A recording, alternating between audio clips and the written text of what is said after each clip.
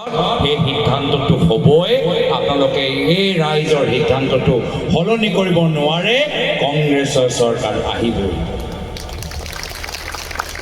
10 ছেপ্টেম্বৰ বহুত কৈ আছিলে, মনত আছেনে নাই? আছেনে নাই? 10 ছেপ্টেম্বৰ ময়ো চাইছোঁ 10 ছেপ্টেম্বৰ কি হ'ব। মোক সাংবাদিকে সোধে কি হ'ব, ময়ো নাজানো। আমিও ভাবিছোঁ কিবা এটা হ'ব, আমিও বহুত আশা কৰি আছোঁ।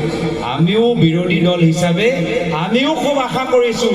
কিনো বম ফুটাই 10 ছেপ্টেম্বৰ ৰাতিলৈকে মই ৰৈ আছোঁ। তাৰপিছত বমটো মই শুনা নাই, কিবা ফুচ ক'ৰবাত খাবা ওলাই গ'ল, কিবা মই শব্দটো শুনিলোঁ, বমটো বোমাটো মই শুনা নাপালোঁ মই। তো সেইকাৰণে শ্ৰদ্ধেয় ৰাইজ, মিছলীয়া ৰাজনীতি আমাক আৰু অসমৰ ভিতৰত নালাগে। ফ্লপ মুখ্যমন্ত্ৰী যিগৰাকী চিকিৎসা আৰু শিক্ষা বিভাগত অসমখন ভাৰতৰ শীৰ্ষ 5টা ৰাজ্যৰ পৰা অন্তিম 5টা ৰাজ্যলৈ লৈ গ'ল, এনেদৰে ফ্লপ মুখ্যমন্ত্ৰী আমাক অসমত নালাগে। তেওঁ যথেষ্ট ধন সম্পত্তি কৰিলে, বাগান ৰিজৰ্ট খুলিলে, অলপ আৰামত থাকক। তেওঁলোকে ৰাইজক সেৱা কৰিবলৈ অহা নাই।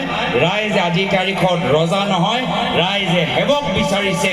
আৰু আগন্তুক মাহত ৰাইজৰ বদলিত ৰাইজৰ কংগ্ৰেছ আপোনালোকে দেখা পাব। তো শ্ৰদ্ধেয় ৰাইজ, মই বিশেষ আৰু দীঘলীয়া নকৰোঁ, মাত্ৰ সকলে আমাক জনাইছে যে আমাৰ কংগ্ৰেছ দলৰ প্ৰাৰ্থীগৰাকী সোহেন ব্ৰহ্ম ডাঙৰীয়া যথেষ্ট আগ্ৰহী, মানুহৰ মাজত যথেষ্ট জনপ্ৰিয়, খুব তেওঁলোকে কষ্ট কৰিছে।